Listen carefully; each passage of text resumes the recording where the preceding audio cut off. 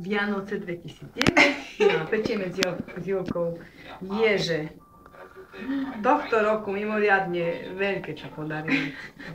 Že kto spápa jeden, tak má dosť, už ani viacej tým nebude chcieť. Pre Boha, toto sú ježiska.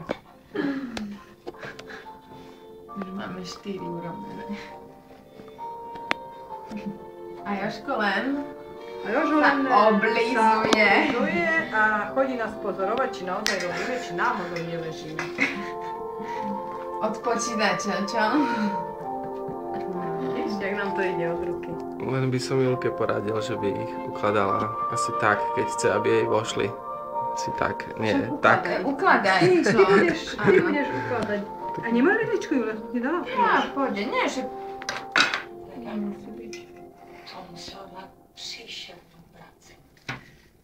Čili taková blbost. To má ani nefotekovať české.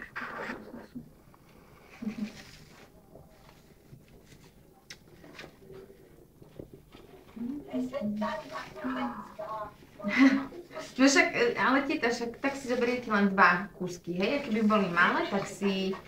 Zoberiete 4. No, však toto. Nie? Čo ty, Jožko, na to? Ty ako dvorník, co? No ale také sú, vieš, také chutnejšie, keď sú také šikovné. No.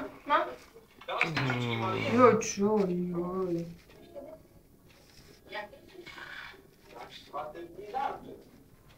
No, aha, lyžičky budú. Svadobný dar.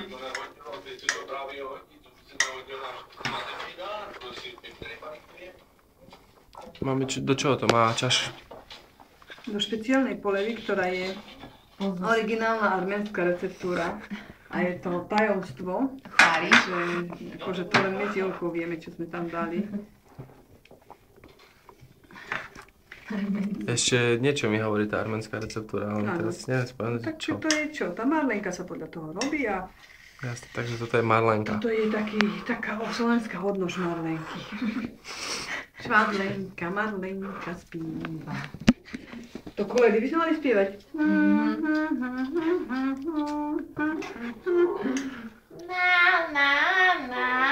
Na. Co to bude žena, keď ak ťa farár na spovedi povie Molica. Pozor, už ide. Juli, ahoj. Ahoj.